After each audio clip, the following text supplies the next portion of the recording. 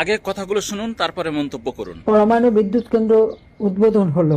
আমরা শুনলাম যে খালেদা জিয়া স্বপ্ন দেখছে, তারেক যে বাস্তবায়ন করেছে। আমি ঠিক জানি না যে তারেক যে হাতে কোনো আলাউদ্দিনের চেরাগ নিয়ে কথাগুলো না এসেছিল শুনে কেউ কিনা, মন্তব্য করবেন যে না।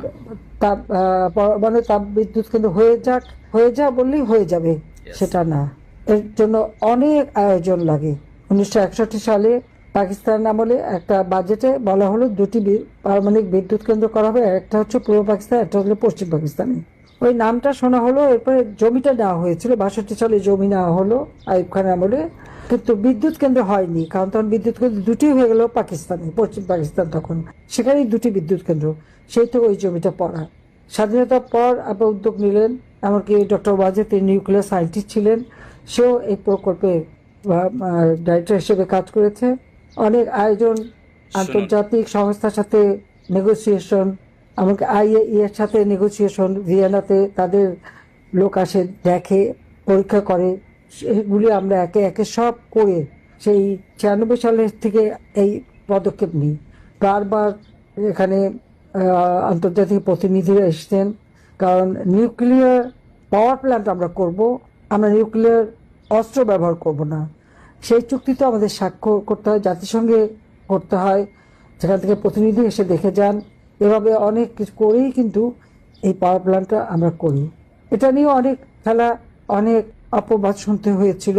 তবে আজকে যখন আমার করা, যেমন র্যাডার, বাংলাদেশে আমাদের কোনো আন্তর্জাতিক র্যাডার এমন ছিল না যে আমাদের আকাশ ব্যবহার করছে, কিন্তু সেখান থেকে বাংলাদেশ কিছু পাচ্ছে না। এই র্যাডারও কিন্তু থার্ড টার্মিনাল করার সাথে সাথে এই র্যাডারটা আমরাই করি। প্রথমে যখন টেন্ডার দেওয়া হয় এবং পিপিপিতে দেওয়া হবে বলা হয়, তখন এটা প্রায় 1800 কোটি টাকা লাগবে। এত টাকা লাগার কথা না। তখন আমরা সরাসরি ফ্রান্সের সাথে কথা বলি, কারণ ফ্রান্সের থ্যালাস গ্রুপ এই র্যাডারটা তৈরি করে দিয়েছিল, পুরোনোটা। নতুনটাও আমি চেয়েছি তারা করুক। তখন তাদের সঙ্গে আলোচনা করে তখন মাত্র 600 কোটি টাকায় এই র্যাডার স্থাপনের কাজ আমরা শুরু করি। ফ্রান্স সরকার আমাদের সেই সহযোগিতা দেয়। আপনারা চিন্তা করতে পারেন যে কত টাকা আমরা বাঁচিয়েছি রাষ্ট্রে।